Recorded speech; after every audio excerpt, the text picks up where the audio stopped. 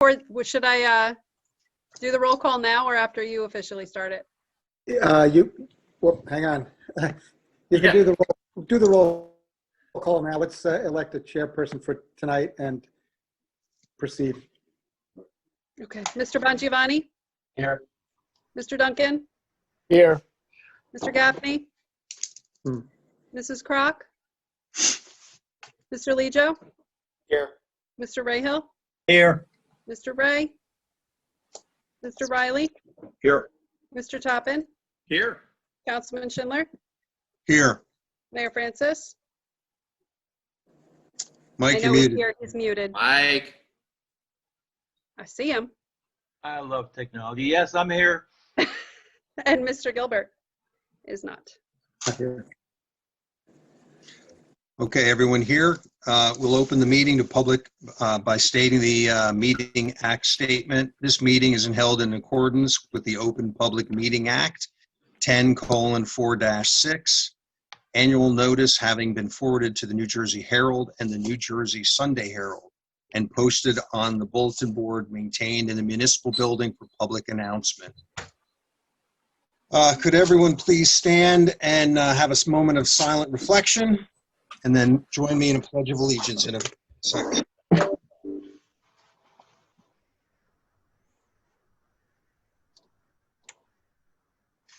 And now join me in a pledge of allegiance. I pledge allegiance To the flag of the United States of America, and to the republic for which it stands, one nation, under God, indivisible, Liberty, justice for all. justice for all. Thank you. Okay, do we actually need to do another roll call? I don't think so, do we? We had it. That's what I thought. Okay. Can I have a motion? Did everyone get the minutes that were sent out Yes. for November 17th? Could I have a motion for that then? Make a motion. I'll second it. In a second. Great. Mr. Bongiovanni? Danielle? Yep. Yes. Mr. Duncan? Yes. Mr. Lejo? Abstain. Mr. Rayhill? Yes. Mr. Riley? Yes. Mr. Toppin? Yes. Councilman Schindler? Yes. Mayor Francis? Yes. Okay, great. Minutes are approved. Let's go to the new application. Scott Wood, block 31101, lot Wait. 45. We doing a home office first? Oh, shoot. Home office. I apologize. Okay, let's go to Ryan Devaney. I'd like to have a architecture business run from his home at 107 Blackfoot Trail, block 50303, lot 31. Is Ryan here? He is. He's that RD architectural. Just needs to be on. We got him? Yep. Hello, can you hear me? Yes. Here you go. Yes, we can. Okay. Mr. Ryan, Devaney, can you? go ahead. I'm sorry. I was just going to say, Ryan, actually, Bill, do we need to swear him in? We should, yes. This is a hearing. Yes, go ahead. Swear him in, please. Yeah, Mr. Devaney, would you raise your right hand? It's raised. The testimony you're about to give will be the truth, the whole truth, and nothing but the truth? Wherever you are? Yes, sir. Okay, and you're the property owner? Yes, I am. The reason this is before the land use board, this is a little different than the home occupation. This is a professional occupation, in which case Bill Donegan screens the application initially, then it's brought to the board with a simplified process, some type of a drawing to basically show, which has been provided, to show what is being done and to demonstrate that the use would comply with the ordinance requirements. Essentially, it's really a conditional use type situation where we review those conditions, make sure they're satisfied, and we also analyze to make sure there's adequate parking. So what we would expect is that Mr. Devaney, you can go through the nature of your use to make sure that it does comply with a professional office in terms of what you're intending to do there. Bill, Yeah. do I have to recuse myself on this? No, you will on wood, but not this one. Okay. Okay, Mr. Devaney, could you tell us about your property and what you want to do? Yes. So I purchased my house about 4.5 years ago, and I founded my own architectural firm, RD Architectural Design, and I founded my firm last July, and I would just like to run my firm out of my house. I have occasional client meetings. I've had maybe 5 clients over in the past year and a half, so not very often, but yeah, I think this property would make a great home office. There's always lots of parking out in the front if we needed it. And yeah, that's pretty much it. My firm designs residential properties, single family houses. And that's all I do so far is residential projects. You know, I've got a couple of projects here in Hopatcong. In the past, I've worked with Mike Bengus. He kind of got me started. So yeah, I mean, that's a brief summary about what I want to do here. Mr. Devaney, we should walk through the ordinance with you a little bit, if we could. This will be the only professional use on your property, correct? Yes, that's correct. And you'll reside there. This will be your residence? Yes, I've lived here for 4.5 years. Okay. And less than 750 square feet of the building is going to be used for your office, is that right? Yes, that's correct. Okay. And of course, the use would be entirely within the building, no outdoor activity, and you would have— That's correct. You'd have one sign with a maximum total area of 288 square inches? Yes, I would like to get a sign. I don't have any right now. Okay, as long as you comply with that requirement, 288 square inches, you'll be fine. And of course, you're an architect, so there should be a lot of noise. And no outside storage, no exterior renovation to the building to tailor it for this use, and no full modifications. And your hours of operation are restricted from 9 a.m. to 8 p.m. and that works for you? Yes, that works great. Okay. And the traffic volume would be no greater than your residential use, I would take it. Yes, I live on a dead-end street, so there really isn't any traffic. It's just me and one other house. Okay, so it's only an occasional client that you may have come to discuss plans with you, I would take it. That's correct. Less than one a month. Okay. And would you have any employees? I don't have any employees yet. Maybe someday, but right now I have 0. It's just me. Okay. All right. So, Bill, specifically about the employees, if and when he hires any, is that okay in a home office or home professional office? Yeah, we have a maximum of 1 employee other than the residents of the household. So you're restricted to 1 outside employee. Gotcha, okay. That sounds good. Okay. Okay, does anyone on the board have any questions? I do. Go Ryan, ahead. could you please explain how a room of 24 by 15 works as an office within a house where it's pretty much the whole circulation path, how you actually use the house and how you use the office in conjunction with one another? Sure. Well, I converted my dining/living room into my home office. So my desk is the dining room table. And really, I just have a computer set up. I have 1 printer. And that's really all I use it for. I mean, it's pretty simple. It doesn't restrict the circulation through the space. Yeah, I mean, that's pretty much it. So in theory, you're using it for both residential and the office. It's not just office only. It's both. It's residential and the office. Yeah, because I was wondering why you had so many seats and only 5 visits in a year and a half. Well, yeah, that's the rest of my living room. I have a bunch of couches and chairs in my TV. Just checking. But we've never actually sat over there during a meeting. We all sit around the dining room table. So. Okay, Bob, good question. Anyone else on the council or board, excuse me? Was that Freudian slip? Okay, Bill, should we open this up to the public or Yes, not? good, yes. Okay, I'd like to have a motion to open this up to the public. Make a motion? We don't need a motion.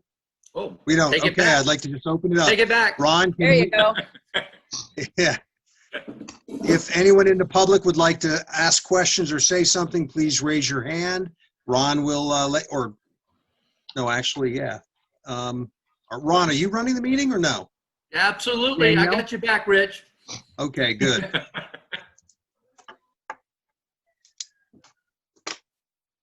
I don't see any hands at this Okay. point.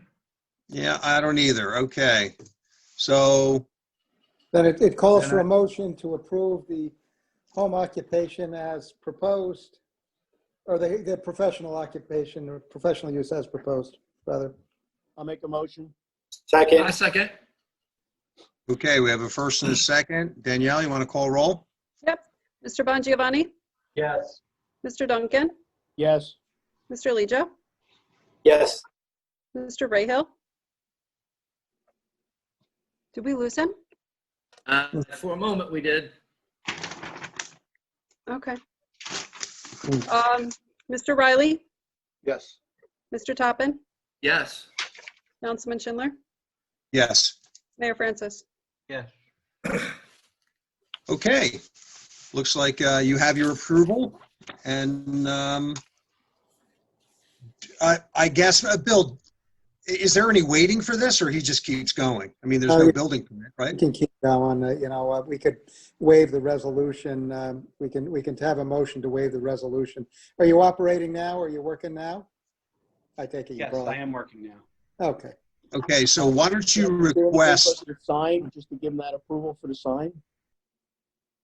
As long as he, He doesn't need it if it meets the ordinance. yeah. Right. Mhm, right. Okay. so Mr. Devaney, why don't you just request a waiver of approval, just to move it faster, just so there's no issues? Right. Okay. All right, so we're approved? Yes, but you can ask You have to for a ask. waiver.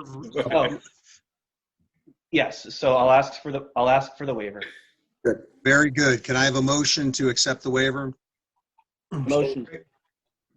and a second? I'll second. Great. Let's just do all in favor. Yes, good. Aye. Anyone against? Great. You have your waiver and you can get going, which you probably already are. Very good. Congratulations. Thank you so much. I appreciate the help, everyone. You're welcome. Good luck. Next, new application, Scott Wood, block 31101, lot 45, 213 Maxim Drive. Is Mr. Wood here? Yep, there he is. Present. Very good. Okay, the applicant would like to do a garage rehabilitation with no changes to the existing use.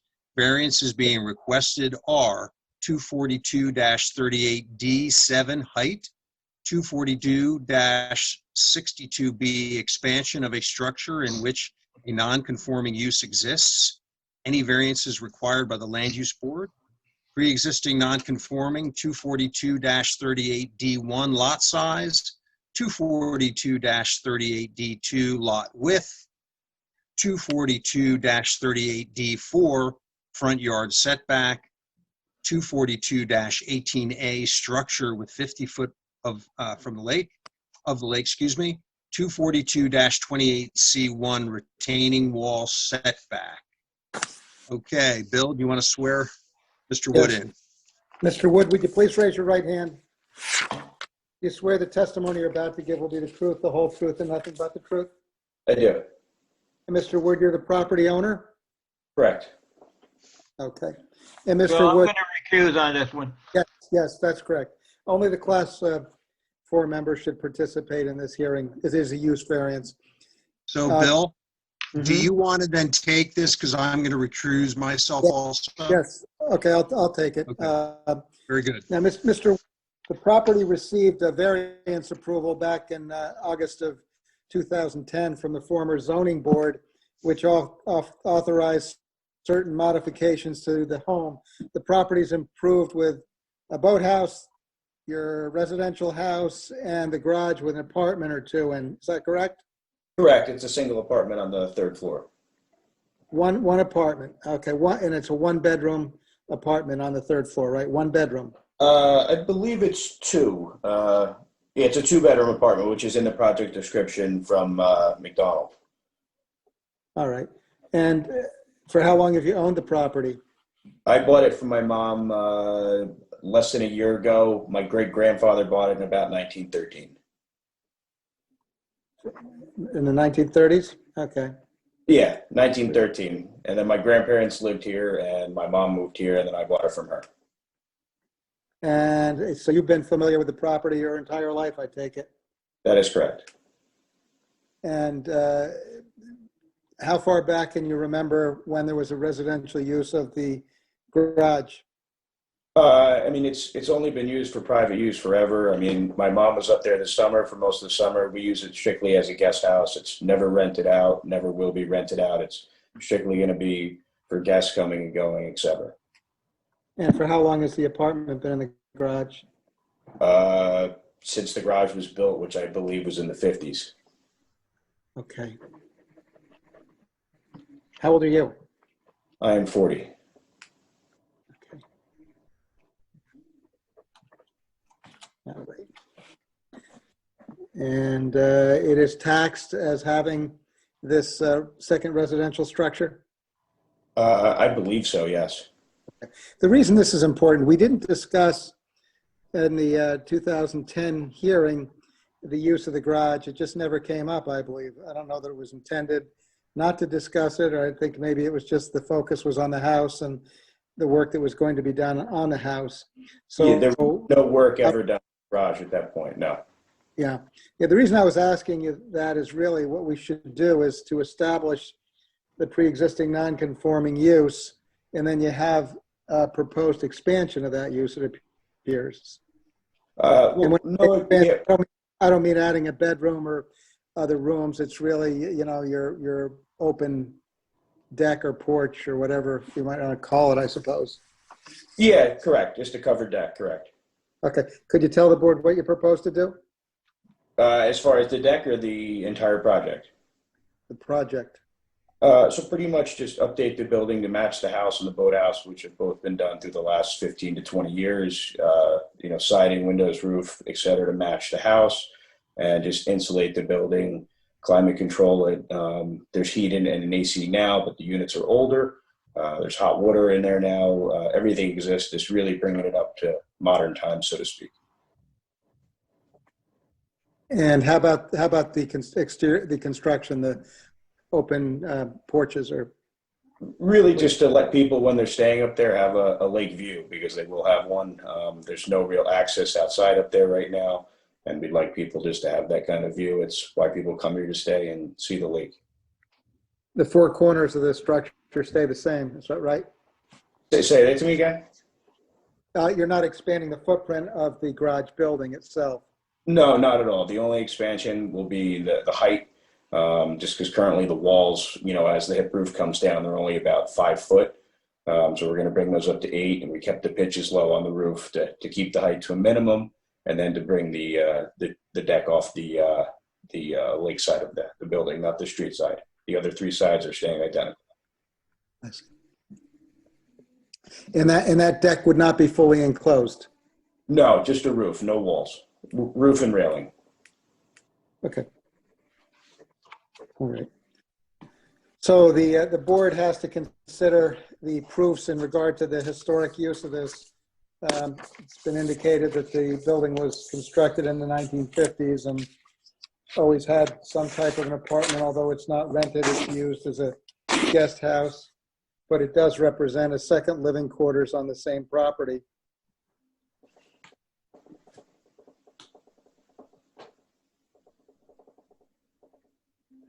I think what we're doing too with the deck is very similar to what our neighbors have. If you're looking from the street on the right, they also have a a full apartment, et cetera, on top with a deck coming out of it. So it's not uncommon in at least our area of the lake. A lot of the older houses, I know Miramar has an apartment, et cetera, above his as well. Is Jeff Carriega going to be on tonight's call? No. Okay. He should be. The specifications that he put on his drawings are about as generic as you could possibly find in Webster's dictionary. It doesn't describe anything in particular, just pulls a lot of stuff out there, references things that are not applicable. It's just general page filler. I mean, I read through the details and the drawings, and it's almost a blank check on what will happen in this building. We won't know. I guess just from reading the technical review, I don't know. For me, I was under the understanding that the town engineer thought it was sufficient. You know, well, let's ask John. Is John on? No, I'm on for John tonight, but I mean, regarding those type questions, most of those would be deferred to the construction code official, and they would be reviewed, you know, when building permits were issued. As far as, I assume you're referring to, you know, the methods of construction, materials, meeting UCC code requirements and the like. All generic. Has no specifics to this structure. You know, Those would all have to be submitted as part of his, you know, for his construction permits. Should the board, you know, grant the variances tonight and it proceed, all that information would have to be supplied, you know, to Mr. O'Connor's, you know, satisfaction to meet UCC requirements. In this submission, we're taking what is a garage with a much lower roof, and we're now turning it into a balloon structure, blowing out the top and putting a much wider roof on with a 2-foot overhang all the way around it. We now have a totally different structure in front of the building, in front of the lot. You know, we already have a separate unit in the main structure. We got a boathouse, and it's still an undersized lot to the 15,000 requirement. We have a host of variances there, and, you know, we didn't see that survey from 2010 that was originally done, and we're now making this thing giant on top. Now, this looks, you know, looks like a airplane hangar on top. It's so big. If it was a 5-foot wall, it's now an 8-foot wall. Now the roof line, which was much more in line with the historical value of the home, now gets blown out to a chalet. We add more decks. We added decks then. And if you look at the resolution from back when, it kind of avoided the whole issue of of doing anything to that front structure. It's a good thing we don't have to touch that, is the way I read it. I mean, the only reason we didn't touch the structure at that time was strictly financial. You know, it was just too much to do too. But, you know, I'm saying the goal was, didn't touch it, not you. no, I'm just saying, when you read it, it says that the attached garage is an accessory structure built in the front yard of the property, and the ordinance prohibits accessory structures in the front yard. The zoning board finds that since the aforementioned non-conforming are pre-existing, and since the non-conforming would be exasperated by the project, would not be exasperated by the proposed construction, these variances are more technical in nature and not as critical to the decision of the zoning board. So in other words, it totally danced around it. And, you know, we're sitting on right on the street. You know, so even though the house was there, we're still sitting on the street. Now I'm putting a 2-foot overhang over it. We're just making it bigger and bigger, which is one of the problems in this town. We just make it totally giant. I mean, the overhangs that are on the building now are roughly 16 inches, I believe. You know, so we're not, again, we're really trying to keep, you know, everything to similar as it is. We're trying to just match the house. I'm sorry if it looks like an airplane hangar, but, you know, it's just going to match our house. Everything's just getting bigger and bigger. And, you know, it also has to do with what's in the neighborhood. And I know you say it matches the next door neighbor, but if all the houses on the lake just keep building bigger and bigger because it was done in the 20s and 30s, pretty soon we have a giant cavern of buildings in the front. And I guess because this roof line got so extensively big, that's the part that bothers me the most with it. I don't think it's pleasing to anybody that's driving around it. And we have and in concert with that, I think in the past, we've tried to look at how many variances we grant with an item. So let's look at the item. We're renovating a garage to basically bring it up to today's standards. In doing so, how many variances are we trying to get here? That equation doesn't do well because we're asking for so many variances to just make it nice and bring it up to contemporary code. I'm back.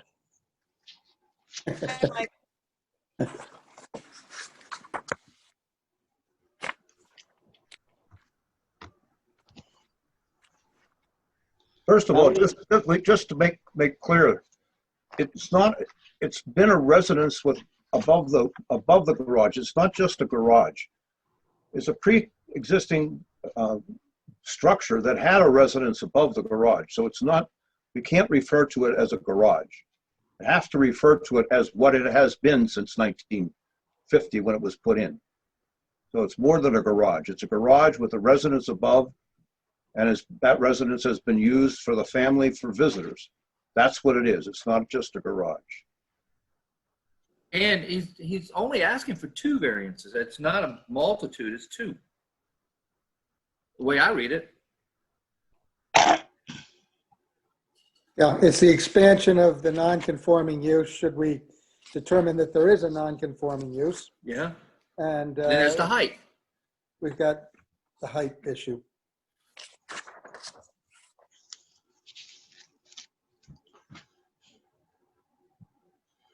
Can you clarify? I was just double checking the plans. Is there no kitchen or kitchenette located in here at all? Is it just it looks like a living room, 2 bedrooms, and a bathroom? Is that correct?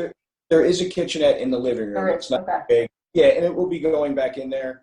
Again, it's nothing large, basic small fridge, apartment size appliances. So just kind of to verify, so it is a full-sized, because it has a bathroom and a kitchen. Correct. It has a bathroom. Somebody can stay there for an extended period of time. Okay. Just wanted to verify that. Thank you. Yes.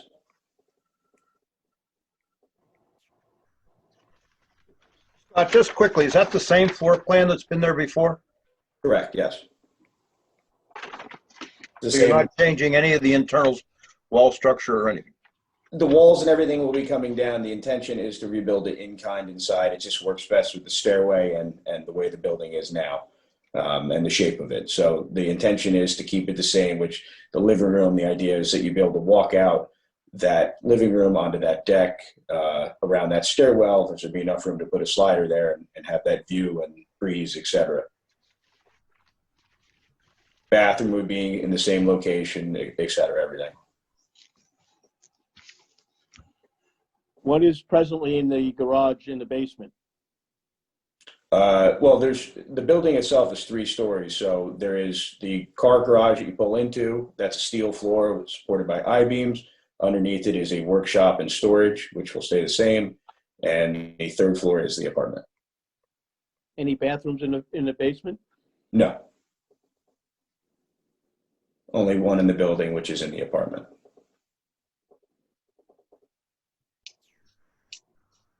If I may, Scott, the garage itself, I didn't pick this up on the review, but we're talking about the 2-foot overhang. The garage appears to be right on the property line where it joins the right of way, the road, and it appears then that the 2-foot overhangs, which are they there presently, or are they going to be added?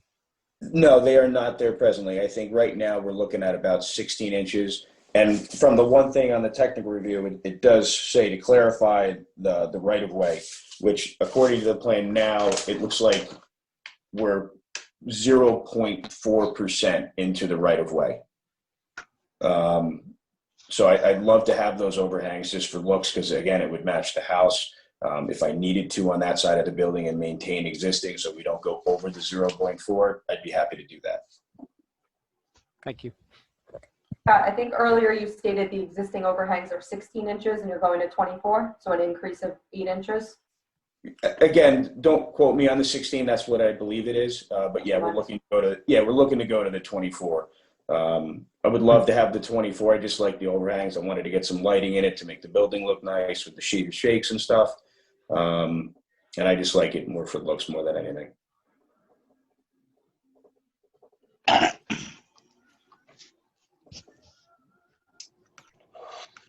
Anybody else have any comments or questions? Yeah. Hey, Scott, this is fed by a well or city water? It's fed by water that comes directly from the house. Okay. Which is a well, correct? Existing, yeah, correct.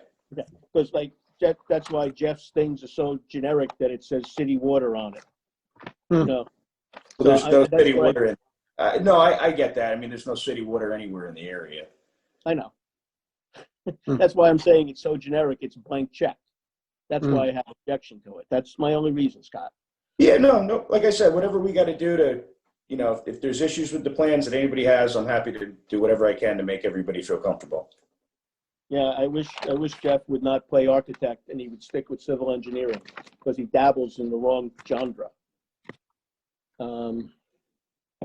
Just to clarify too, the house is on septic as well, right? Correct. And this unit goes to the main septic system. There's no separate unit or anything. One septic serving both units. No, there is a separate septic for that building. Okay. Yeah.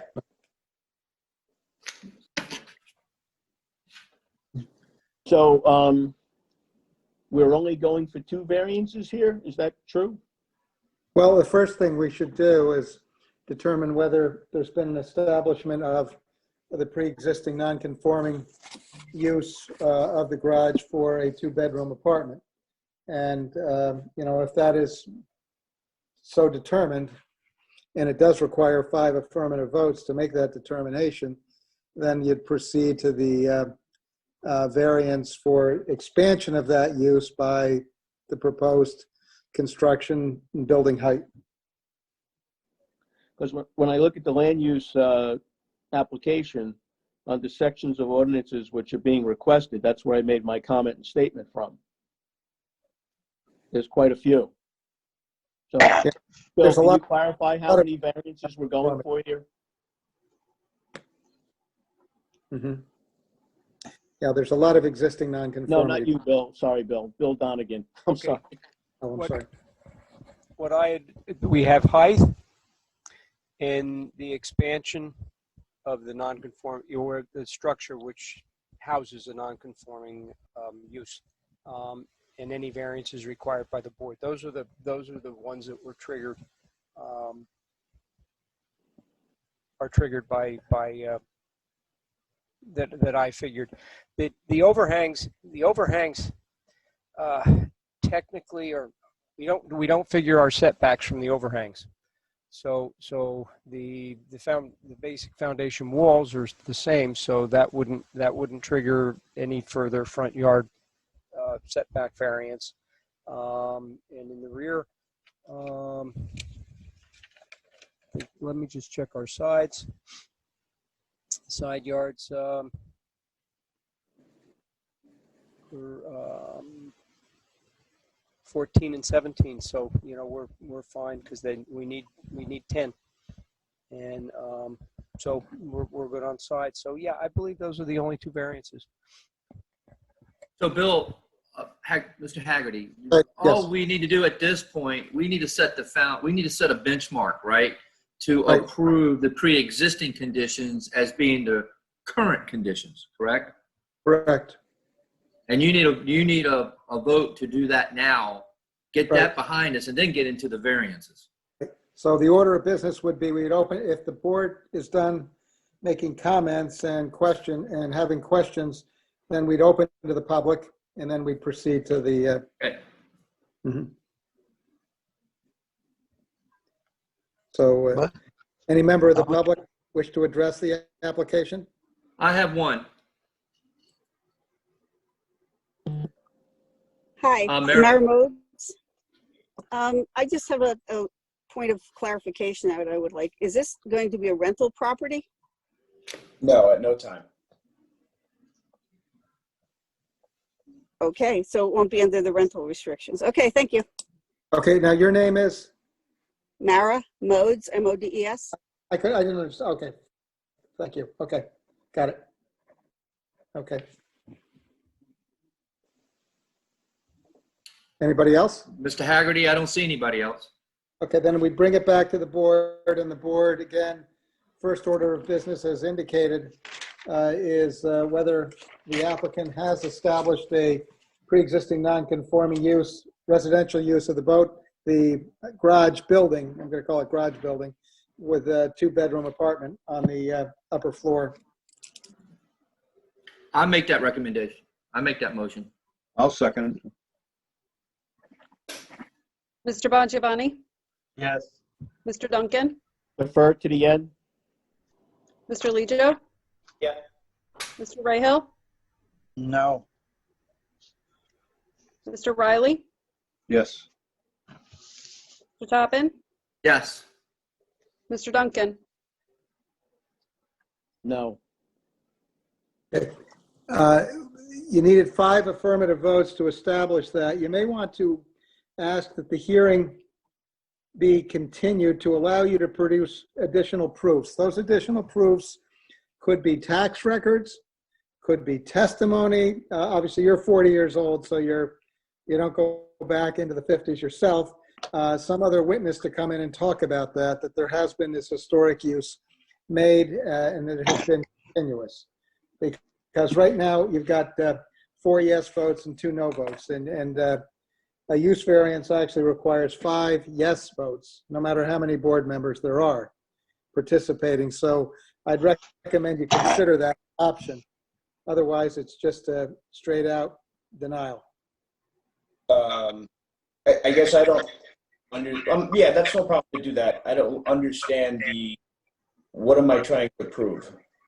You're trying to prove the historic use of the garage, that the historic use of the garage goes back to 1950. 9. 59? There's a 57. Okay, look at that it's been used continuously for an apartment since then, whether it's been family or guests or whatever, but it was built in that fashion and improved in that fashion with a bathroom upstairs, and it was never just used for storage or as a garage. Okay, let me ask you this, when we literally, I think it was just about 20 years ago, applied for all the permits to put the new heat and air conditioning in the building, 3rd floor, 1st floor, 2nd floor through the town, wouldn't that have been addressed at that point? I don't know. What I would recommend you do is get the tax records to show the continuous use, the assessment of the garage, the assessment records indicating it has a bed, 2 bedrooms and a bathroom, and that if you've got someone a little older than you in the family, I got them. And talk about the historic use. Okay, we'll do. What we want to see is that it hasn't been expanded since 1959 and added on. It might have been a garage, but was it added on since then? Yeah. What do you mean by the 3rd floor was added? Well, in 1950, say it was built in 1950. In a tablet. Was there 2 rooms up there? Did it turn into 2 rooms? Was it subdivided?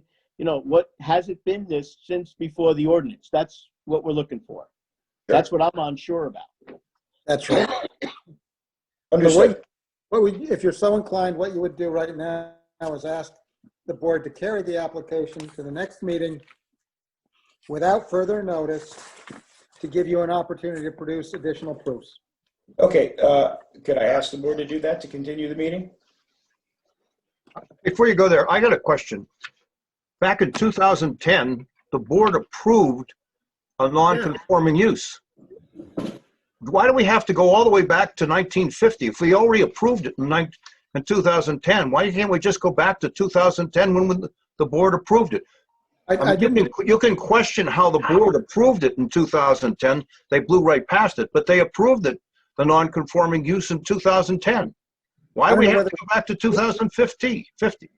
Yeah, I don't know whether it was ever even discussed in 2010. I think Danielle looked at the minutes, and it doesn't look like there's any discussion whatsoever of the garage. It was avoided.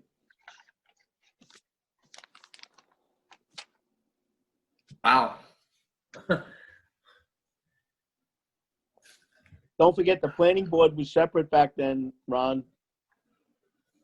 That was separate from the zoning and planning was separate. That was zoning that approved that. And that was through the deck work. Mhm. It had nothing to do with that front structure.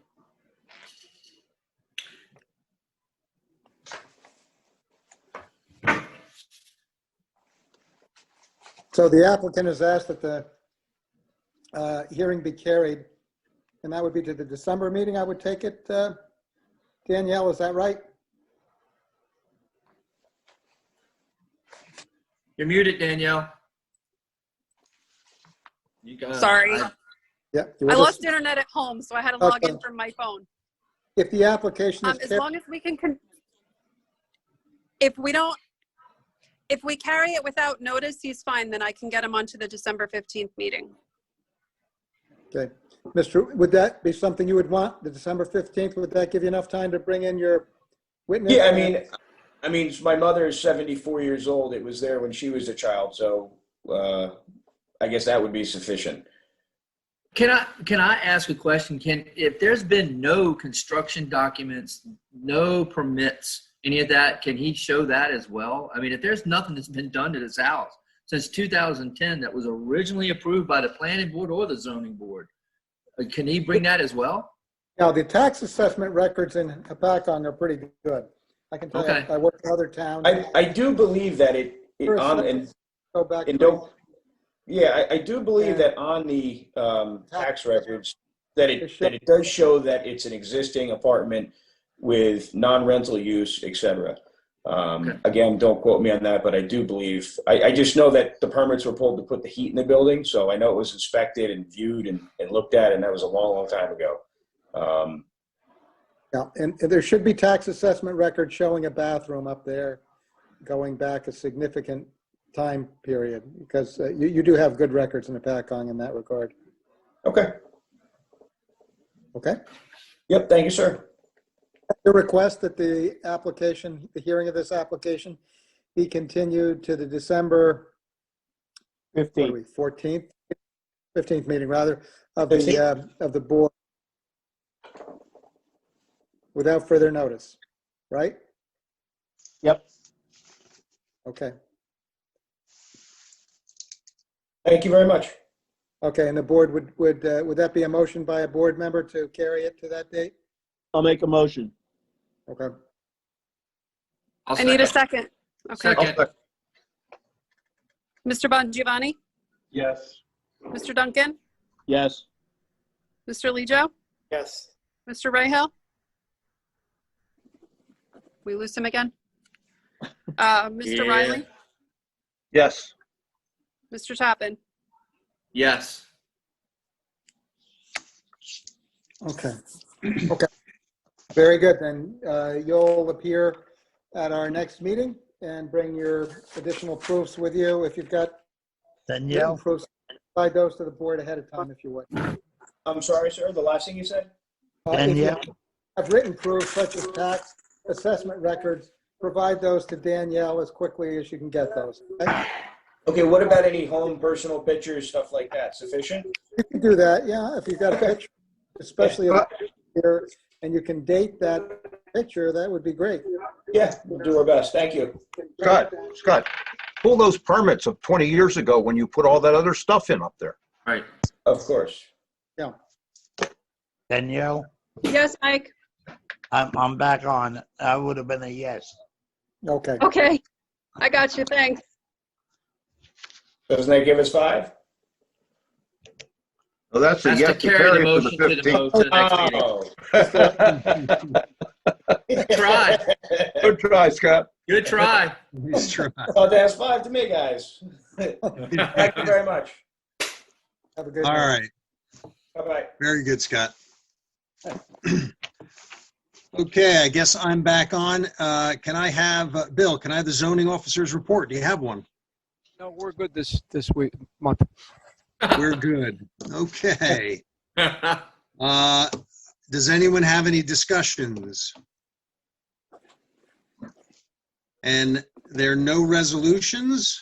Go to that. Correspondence. a letter from Remo Caputo Esquire dated 11/23 concerning Yanelli III LLC.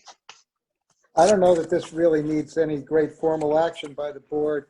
Mr. Caputo represents the applicant, obviously, and has informed the board that the governor signed this permit extension act during the COVID emergency, and it's an open-ended extension at this point because it goes for 6 months from the date that this emergency is declared to no longer exist. So it continues on at this point. Otherwise, his application approvals would have expired in December, this December.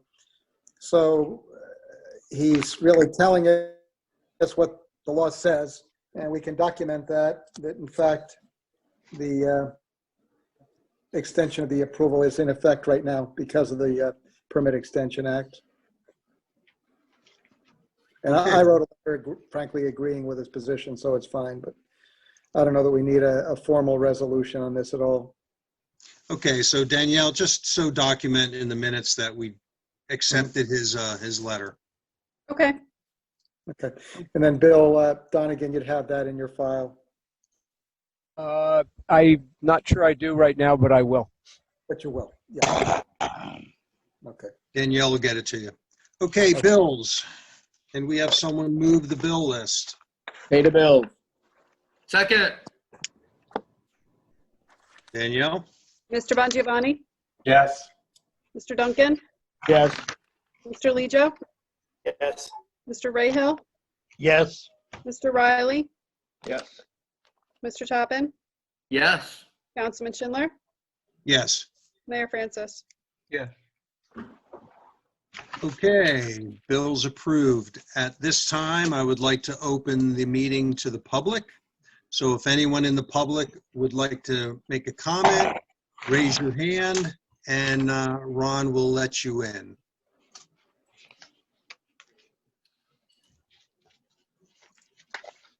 Mayor, I still have your hand up. Is that from the previous one or you want to come in as a public? That's from the previous one. Oh, Thank you. okay. Thank you.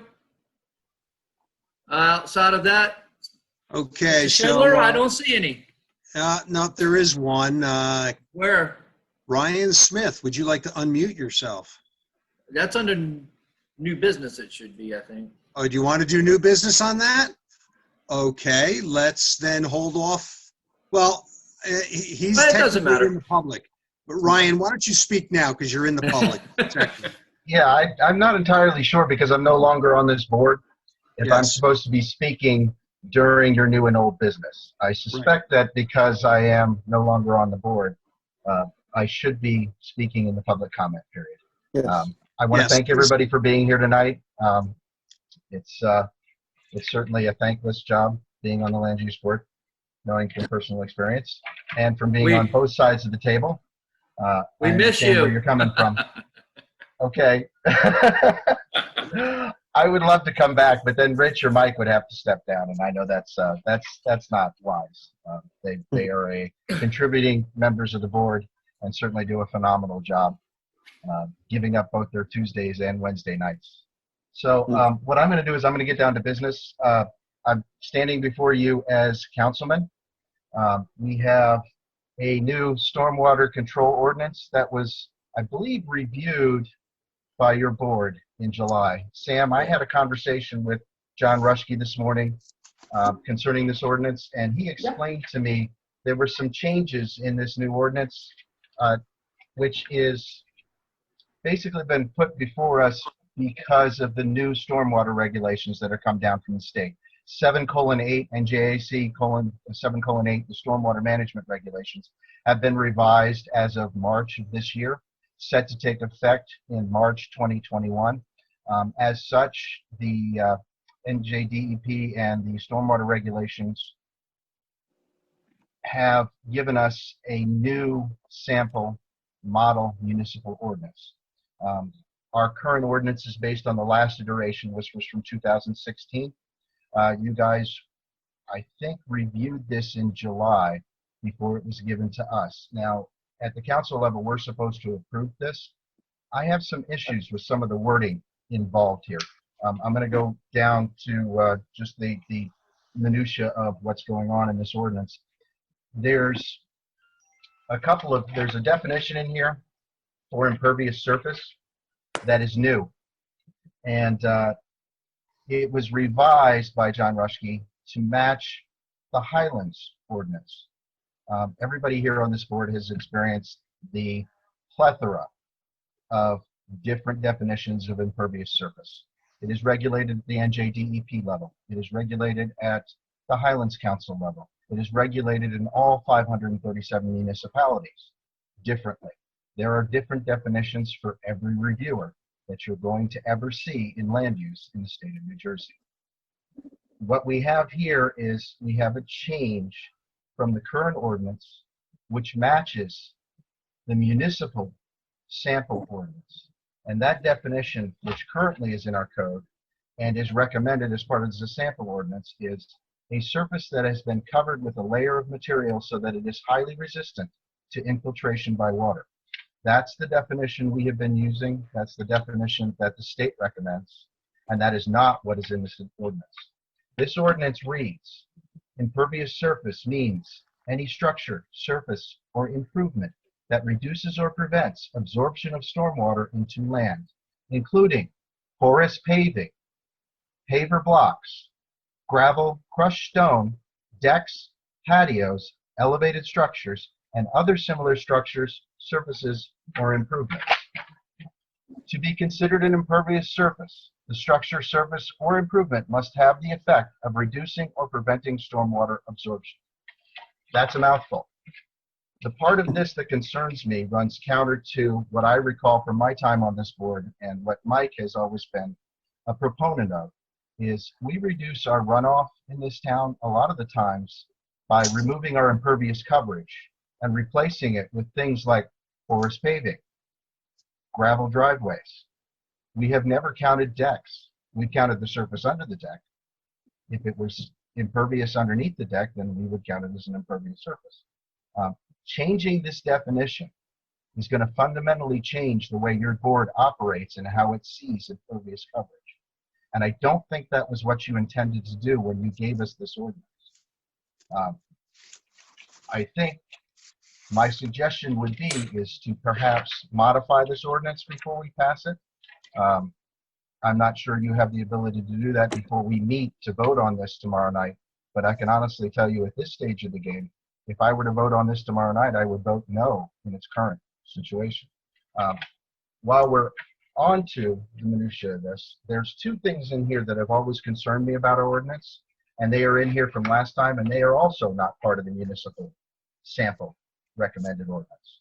It is the fact that this ordinance was designed to regulate larger developments. That's why major development is such an important part of this ordinance. It's not really designed for small projects. We are the only municipality that I know of that includes a definition for minor development in here. And our definition reads, any development that provides for disturbing 1,500 or more square feet of land, but less than 1 acre of land. That threshold, 1,500 square feet, is even lower than the Soil Conservation District threshold. If you're less than 5,000 square feet of disturbance, you're exempt from Soil Conservation District review. Basically, what we're saying here is that any development over 1,500 square feet is subject to these regulations, which include green infrastructure requirements, low impact development requirements, not just water quantity equal or less than the existing conditions, but reductions. Where I come from and where I do design work, that means instead of putting in 1 dry well, you're putting in 5. A reduction of 50% of your runoff at the 2-year storm is a significant amount. A reduction to 75% of the 10-year storm is a significant amount of reduction. These are not the requirements that the state intended for us to enforce upon small projects. I really don't think it's a good idea for us to pass an ordinance that says, okay, You want to build a 1,200 square foot house and put an 800 square foot driveway. I want you to put a bioretention basin in your front yard. I don't think that's the intent of this. So I think we need to remove the minor development from this portion of the ordinance. It is addressed elsewhere in our ordinance for good reason. We should regulate. It should be required that houses of a certain size should have a driveway on the ground. We all know that. It works fine. We don't need to start requiring major development requirements for our minor developments. The biggest problem I have with that is not only that we have the definition in there, but way at the back, in section 11, in almost the 11th page, the last page, page 28 of 38 pages, minor development. All the provisions of this article shall be applicable to minor development. We didn't even put it up front in the applicability section, which is the first section of the ordinance. We put it way in the back. That's deceitful, and I think it needs to be changed. You need to remove minor development from this section of the ordinance, and I think you need to keep the impervious surface coverage definition that you've had for a long time. I can't approve this ordinance tomorrow night the way it's written. I'll close with that. Thank you all for listening. Hey, Ryan. Okay. Question for you. Many times we see these dry wells in homes that are being put in a single-family home. We can't even get a single dry well in there, much less one that would cover that kind of quantity. Right? Agreed. We've seen that Agreed. how many years? So do we modify this before rescind it back, go over it again with Ryan's comments, and reapproach the vote on it? The answer is no. It's in the council's hands. The council will review and of course, tomorrow night is the introduction for this ordinance. There'll be no vote to approve it. Of course, Councilman Smith makes some good points that I absolutely support. This is of course, an introduction is only an introduction. We have some work to do with this. And so now it's in the council's hands, and I expect that the council will be prudent in reviewing and making sure that we serve the best interest of the town on this. And so we've worked hard in our town, the zoning board and now the land use board with impervious coverage. And I've been a huge proponent of dry wells, impervious pavement, impervious concrete, the use of gravel instead of macadam. It all makes a difference in controlling runoff and making sure we get the water to percolate back into the ground where it belongs. So we have a little bit of work to do on this to make sure that it doesn't have a devastating effect on what we want to do to keep developing our town and to make sure people can maintain their quality of life if they want to make improvements to their property. Or have a small development. So we have a little bit of work to do on this, and that's going to be the council's job to make sure that we get that done. Just to be clear on where we're at with it and what's going to happen next. So now it's our job, the council's job, to make sure that we go through this and make sure we don't miss anything that's going to hurt us later. Sam, are we under any time constraints on this? Is any I guess the better question is any rush on this? No. I believe, if I'm not mistaken, March 1st of 2021 is the deadline to adopt the new ordinance. Okay. That is one Perfect. year from when the regulations were adopted. And NJDEP has been giving towns not so subtle reminders that Okay. the deadline is approaching. So every town is kind of in this period of scrambling to work on them right now. You guys aren't the only one. Thank Well, you. I'm sure Samantha's been paying attention, so I'm sure she can give feedback to our concerns to John and the company, right, Samantha? Absolutely. I got my notes here, so we will definitely, between tonight and the comments tomorrow, we'll be Yes. we're going to make some revisions and work Yeah. toward something that's acceptable to everyone. Yeah, but we have to show. Remember, this is a introduction, so we have to show that to the DEP and to the other state organizations that we are in good faith going to try to get this done. We're not going to not do it. We are going to do it, but I'd like to believe we're going to do it on our own terms. So the first step is the introduction. After that, we're not going to introduce the final till we think it's the final that we want it to look like. And that we, the governing body, it's our responsibility now to make sure we do this correctly in concert with our engineer. Will that come back to us at all, Mike? Any part of it? Pardon me? Will any of it come back to us to relook at it? We looked at it. No, it's in the governor. It's in the hands of the council now. We're the ones that have to comply with the statutes. At the end of the day, we the governing body, have to comply with the statutes. The burden falls upon the governing body to make the correct and accurate decision. I can't be any clearer or honest about it than that.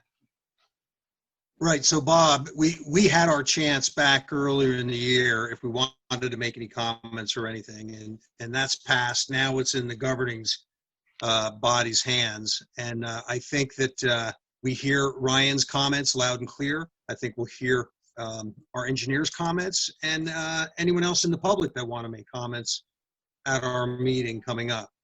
And I think it's in good hands and be taken care of properly. Yeah, usually all the comments are at the final reading. The introduction just gives us the opportunity to fix it if we think it needs to be fixed. So it's chicken and egg stuff. You know, we can't not do it by statute. We have to do it.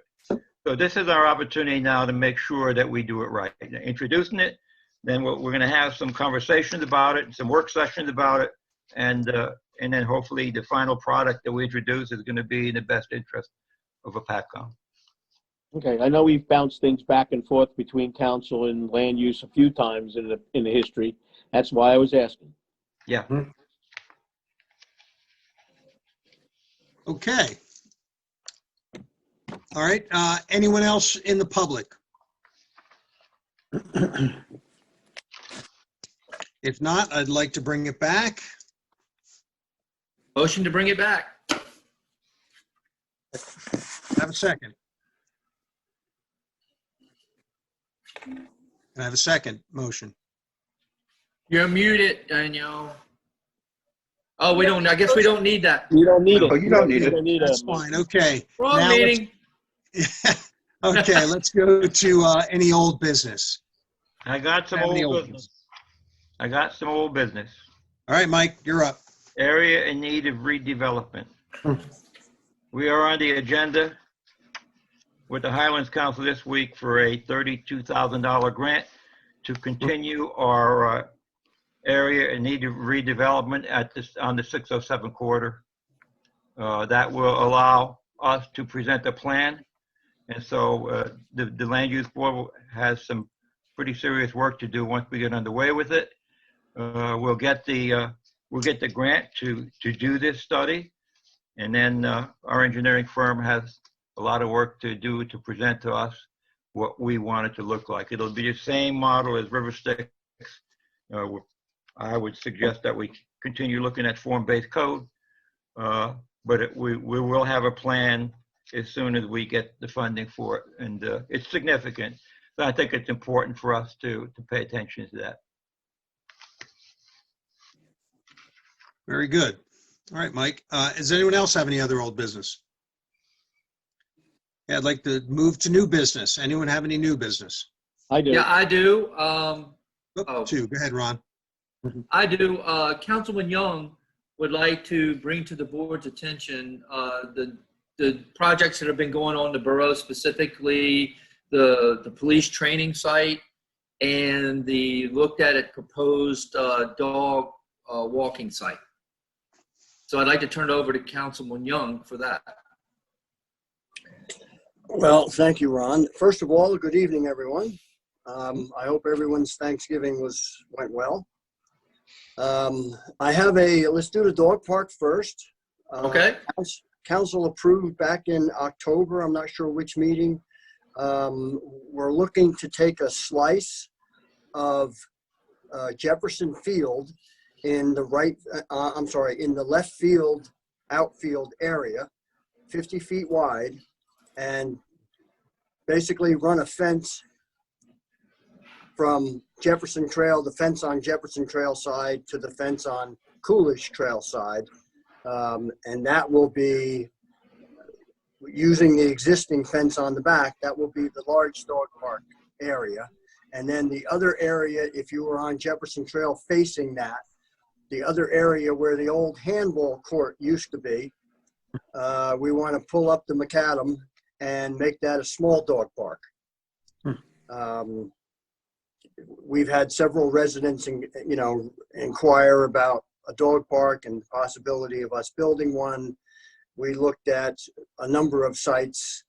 This one seemed to be the best in the sense, there's a little diagram. This one seemed to be makes the most sense in that it's a little conservative, but at the same time, with a lot of the infrastructure already being there, it's not going to cost a whole lot of money. We've already visited Recreation Commission to get their approval. And if you want to know dimensions from home plate, which the diagram you're looking at, home plate would be on the right there, on the lower right, from home plate to the right field fence, it's 192 feet over here. Well, that's left field, Mark. That's left field, coach. I know you're a football coach, but that's left field. Right field is 192 feet. And, well, that would be center field, whoever's got the arrow. Who's got the arrow? You got the arrow, Ron? Yeah. Left field, where we're taking 50 feet, is 271 feet.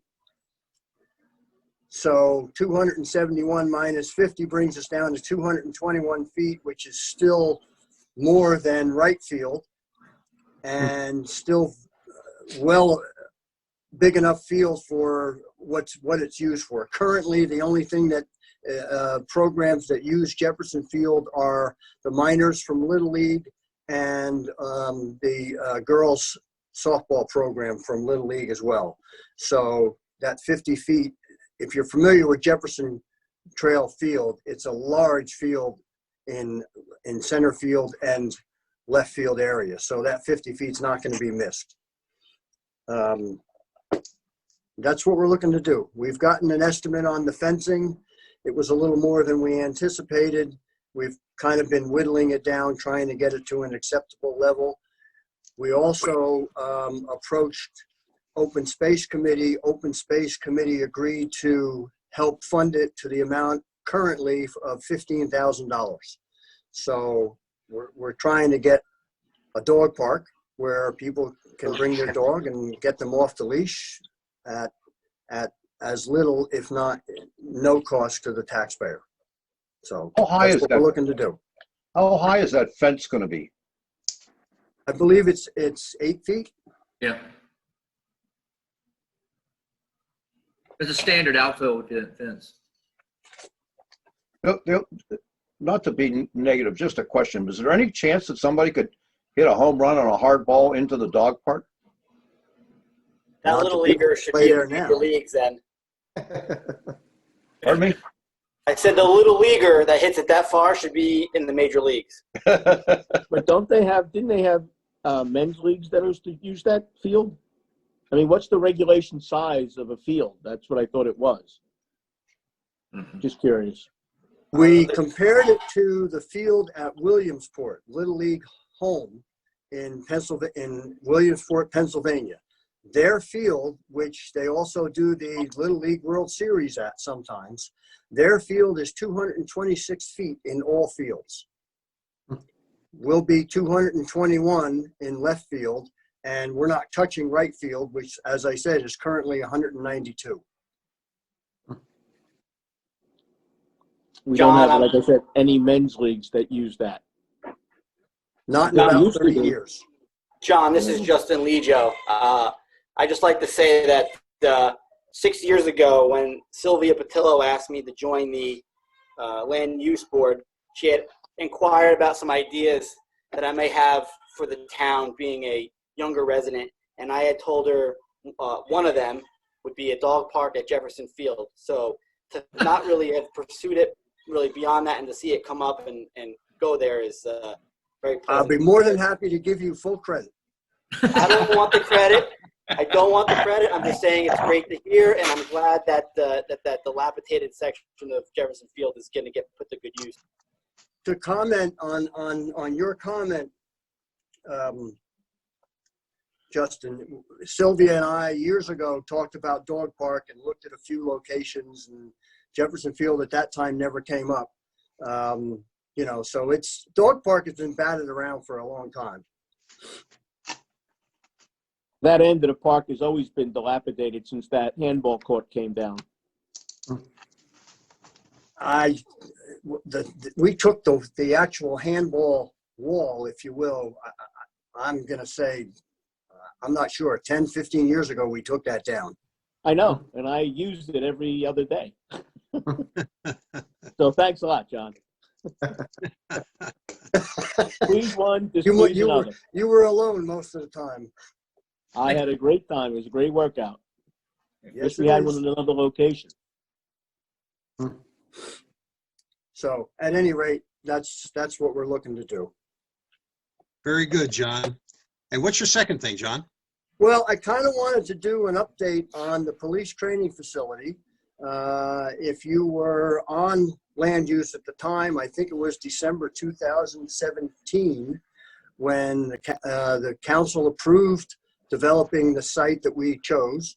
And I brought it to land use as a courtesy review. And it's been a long, slow process, but we are, I would estimate 90 to 95% finished. And Ron is bringing up some pictures. Well, that's a picture of where the entrance is. You'll see more pictures later where there's a gate that's been installed, and let's see here. There's a ton of them. So yeah, I think there's about 18 pictures total. Yeah. That's one of the early pictures where we've already brought in some of the screen soil for the berms. This picture is actually, your back is to the Sniffin complex. You're facing, it's not quite parallel to Sparta Stanhope Road. It's a little off on an angle deliberately.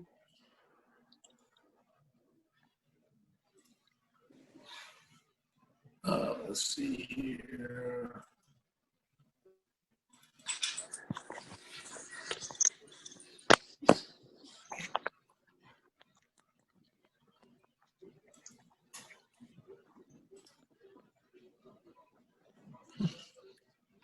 Unfortunately, I don't have any pictures of the original site before anything was done or right after the trees were removed. Probably should have, but I'm not a real picture guy, so.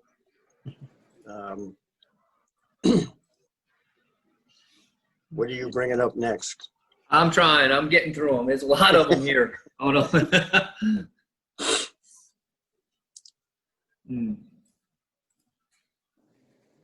The facility, as I said, it's about 90–95% done. We actually allowed the police department to use it for qualification back in late September, because although it's not 100% finished, it's fully functional. We utilized that usage to go to numerous surrounding locations to listen for sound. And the sound results that we heard were very favorable. Most of them, we had a couple of little dB meters. Most of them were 45 to 55 decibels, which is not very loud. The average human voice is 65 decibels approximately. So what we heard was, although it's, gunfire is a very distinctive sound, certainly not really loud. We did recognize that on the back side, which hopefully we'll get a picture up. That's where I'm headed now. Okay. We do need to, there's no berming done on the side that faces the Sniffin complex. That's because We have a container that was actually brought up just the other day. It was down on the bottom of the hill. It wasn't there yet. The container will actually help as a somewhat of a sound mitigation. And now that the container is there, we recognize from listening to the sound that we should continue a sound mitigation berm off the container on that backside to help that area going backwards. But I guess we're having a little trouble with the pictures. Yeah, it's for some reason they don't want to come up. I got these 3 up, and now the other ones don't want to come. Okay. I had a picture of the road. We brought in 60 ton of 2.5-inch stone for the road that we constructed. We brought in some material to help level the floor. That was about 61 ton. You didn't see it. It was not in the pictures that we saw, but the floor of the facility is stone dust, which is most conducive to what we want to use it for. We talked about a lot of different materials, grass, including grass. The problem with grass is it needs to be maintained. That's the facility looking from the gate towards the sniffing complex, and you can see the gray stone dust on the floor. The stone dust was chosen because it's very low maintenance. It's not a tick haven, which grass would be, and it makes it very conducive to picking up the empty shells. We brought in 140 tons of that stone dust. We also brought in, you can see the 2 sound mitigation berms on your left and on your right. The one on your right is the one closest to Stanhope Sparta Road. Behind, I took this picture, and behind me, it would be the impact berm.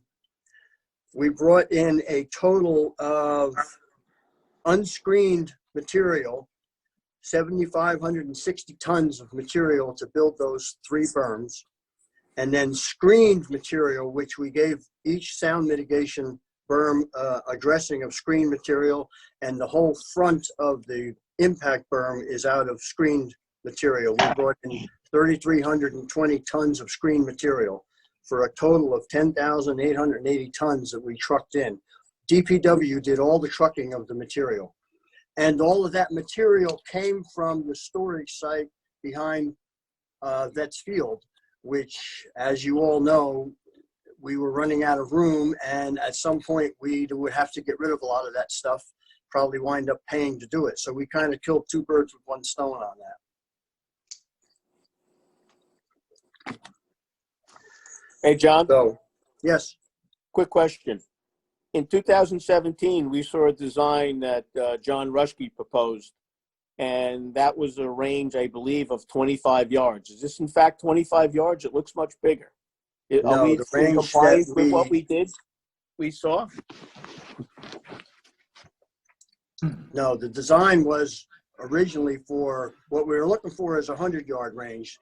The design that he had, I believe, was 50 yards.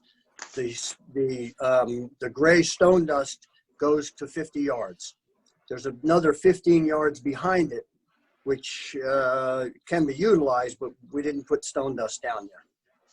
Yeah, I could have sworn, because we had a lot of sight lines with that investigation that time, a lot of regulations and stuff, because of its original location was different than what this one is. So I'm just remembering, I think I could have sworn we had 25 yards in the original design, but I don't believe so, because the police qualify starting at 50 yards, and actually with the rifle, they go out as far as 100 yards.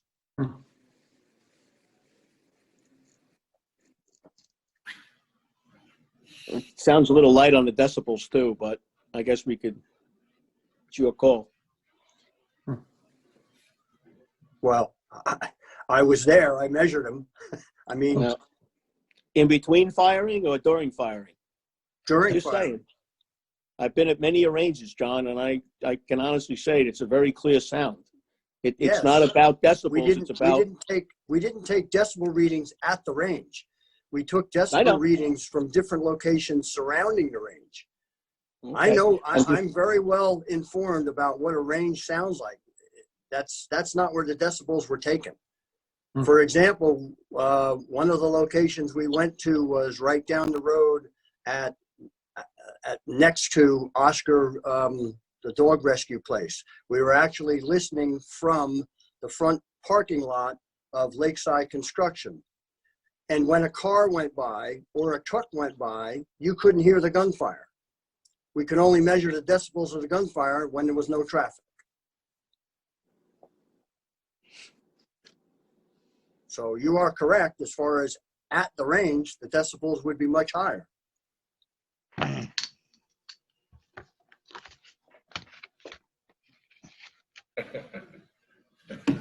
I'll silence John, myself on this one. Thanks, Bob. So, John, it sounds like things are going well with it then. Is there any more on that? No, other than it's a work in progress. I mean, like I said, we did use it. We utilized that usage to do some sound listening, if you will, and we recognize we need a little more sound mitigation on the backside. And also the gate was not there. I had a picture of the gate, but obviously we couldn't see it. The gate was not installed when we used it, and our plan is that there's a chain link gate and with wings off the gate to kind of close the hole on that end of the mitigation berm. And our plan is to hang sound deadening or sound absorption material on that, which will also help mitigate sound. What we have to do now is set the schedule on when it's going to be used. So it's clear that only we use it, and then we'll set a schedule on when it's going to be used. And there might be exceptions now and then, but not normally. Okay, very good. John, anything else? No, I don't think so. I've got one question. I've got one question if I can. How many, when you're utilizing the range, how many people will be there utilizing it? It varies. When they qualified back in September, that's a picture of the gate, which is open. And what you see on the left and right that's the wing, the fence wings that I spoke about. And we're going to be hanging sound mitigation material on that to help close that. To answer your question, Anthony, it depends on exactly what they're doing. When we used it in September, that's a picture of the road, the access road. When we used it in September for full qualification of the entire department, one day there were six people shooting and another 4 range officers there. There was another day where there was 4 and 4, and another day where there was 8 and 4. It all depends on the police schedule, their work schedule and so forth. There's been a few times it was used. Actually, at the last day of that September qualifying, I think there were 3 officers there. We, at the time, qualified about 45 people because we obviously have to qualify all the active law enforcement officers we have, which is not just the road officers, but also some administrative staff are qualified to carry, carry firearms. And there's also the ACO. There's also the 4 resource officers in the school, as well as the special officers. Some of our officers, depending on their job description and what they're allowed to use, they have to qualify. Everybody has to qualify with their sidearm, but a lot of the officers also have to qualify with the shotgun, the rifle, and the P90.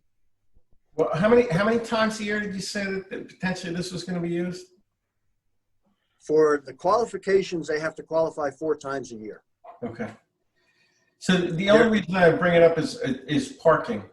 And I think that that's something, you know, for the usage when it is going to be used. I mean, right now it's not a problem because that area going up to the driveway is undeveloped, but that's not going to be the case, you know, moving forward into the future. So I think that from a use perspective, because there's no place to park up at the range, right? So the parking has to happen on the property down there. When that gets developed, I think we're going to need to work out schedules just to manage the parking down there once that does get developed. Okay, well, at that point, Anthony, I think we should definitely get together on that and discuss it. Okay. Any other new business? Bob, go ahead. Remember? You know, tonight I again point out that we're seeing generic drawings by Carriega. You know, we got a lot of fluff in there that has no meaning, and we'll never know what we get because it gets turned over to the building department. Whatever gets developed, when you're reading the notes in this drawing, it says whatever it changes, whatever develops. And that's the case with everything when we have these applications. We see the basis root of it, the genesis of it, but we never see what it turns into. There's a very big disconnect. We saw this with Tabby, the biggest pain in my butt that I ever had. And, you know, it turns from one thing to another. We're here to protect the neighbors, also grant permission to do what they want to do on their property, but limit it to not destroy what the neighborhood is. Now, this guy wants to put a giant cap on top of his thing. He doesn't care. He wants to do what he wants to do. And, you know, nothing for nothing. I don't know what happened whenever this was built. I wasn't part of that planning board back then. But you see, it's non-conforming. The minutes, the resolution itself steers completely away from what this was as an accepted non-conforming structure. But now I have an apartment in the house. Did I always have an extra apartment in the house? I now have something that has potentially 3 living spaces on one undersized lot. Even though it's 13,000 feet, it's still undersized to put one house on it. But now I have 3 because it's non-conforming. You know, the walls up there were 5 foot high. Now they're going up to 8 foot, and now we're making it even bigger because we're ballooning the ceiling up there. And I get dormers. You know, at some point, when does the no happen? But also, how do we follow up? Hey, Bob. You're going back into the whole Can't do that. opening of it, and we can't do that. If you want to talk in generalities, please do that. Do not speak specifically about something that we talked about tonight. It is carried now, and we shouldn't be that specific. Okay? Okay. Well, all I'm saying is we should have some connection, which I've been in this industry 38 years, and I've gone before some boards myself, and I've gone before them twice. Once it's the institution of asking, and one at the conclusion of what I actually did.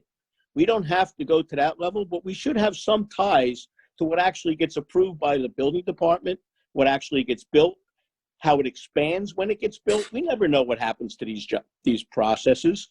We have zero knowledge of what happens to anything we've approved. Is that correct? But we have no jurisdiction and enforcement. You have to remember that we look at footprints, we look at planning, we look at the zoning, we look at the evidence that the applicants bring us, and we have to depend on the building department. That's their job. It is not our job to review construction materials or anything like that. That we have to rely on and be careful that we don't cross the jurisdictional path. I'm not trying to cross. We can have conversations with our building department and let them know our concerns, and there probably should be better communication. But once we complete and once we approve by resolution an application, we're pretty much done. Now we have to rely on the building department to make sure that what we did is correct. But that's a communication issue. It's really their jurisdiction. We have to be careful. I'm not asking him anything about code, Mike, and I'm not trying to jump on his code or what he signs off to compliance with code. Well, yes, you are. What? Well, not really. How am I? Yes, you are really. I just want to know what it gets built to. You are really, Bob. I'm sorry, but we have to remember that we are not an enforcement board. If we have issues with what's being enforced after we approve it, we need to have a conversation about that with the building. But how do we know what gets built? Yeah. There's no communication between anybody in this town other than we grant permission, it goes off, we never see it again. That's We the never know if we responsibility of comply with what we, that is the responsibility of the building department. but what checks and balances do we have? The zoning officer, that's checks and balances. We plan and zone. We do not enforce the codes. We not. And there's a tendency to do that. So I'm if we saying want better compliance with the resolution. So Bill will inspect the project I to think, see I that think it met the. Bob, correct me if I'm wrong, what you're saying is we should have precise, accurate plans that we know what we're looking at. I think that's what you're asking for. Yeah, I just think so many times we're getting snowballs thrown at us, and it turns out to be a hardball. Well, and it's a completely different thing than what we originally approved. Well, site plans are very important. Mm-hmm. And, you know, and we need to make sure that we tighten them up. But after that, and after we look at the envelope, then it's the construction department and zoning. Those are our enforcement officials, not us. Here's my question to Bill Haggerty. You have other towns involved. Do you have any of your towns that have post land use board or planning board or zoning board involvement to understand what was built? For instance, Parsippany does, clearly has. To make sure that the applicants are in compliance with what they propose to build. It in fact is what they propose to build. It doesn't get just changed as it goes along because now they have the permission slip. Yeah, we have that with the site plan. You know, we don't have that much activity in Hopatcong with commercial site plans, but in other municipalities that I work in where you have a commercial site plan, you'll have an as-built brought in. We have asked for as-built on some of these variance applications, but some of the plans that come in are a little bit spotty, no question about that, with the variance applications, and we just have to have enough details so that we know that the construction official is going to look at the same thing we looked at, and we're confident that what's presented is defined well enough that everyone will understand it. Mm-hmm. Well, I mean, I've seen a few in my I guess 12 years on this board where I've seen, you know, matchbox drawings, and then I look at the final product, and wow, it's a palace. How did it get to that? And that's where my concern is. That's my overall concern. And we have the authority to go back to say to an applicant, you've got to bring in better plans, better detailed plans. And we have on occasion. We've said, look, this isn't something we can work with. You've got to bring in something that's more understandable. Exactly. We all sit here and we judge and look at plans and make decisions. And once we approve something, you know, it moves on to the building department. And Bill in the zoning, you know, can check up on stuff. But basically, you know, the building department needs to follow those plans. And if it doesn't get followed, Bob, you have a problem with the building department. You know, I mean, that's really what you're saying here. And I'm just saying there's a disconnect. That's what you're saying, and that's what you got to do. Rich, I'm just saying there's a disconnect between Part A, land use approval, and what is the building department in what actually gets built. There's my disconnect. Okay. That's all I'm saying. We should consider thinking about that Gotcha. For future discussions. That's all. Okay. Very good. That How sounds do we like a unite good the idea. two? Okay. All right. Any other new business? Okay. Justin? Motion to There's the sun. Congratulations. There's the sun. All right. All right. Good stuff. We have a second? And we're adjourned. All right. Good stuff, everybody. Thank you. Have a Good great night, night, everyone. Good night. All right. Come on, where are you here?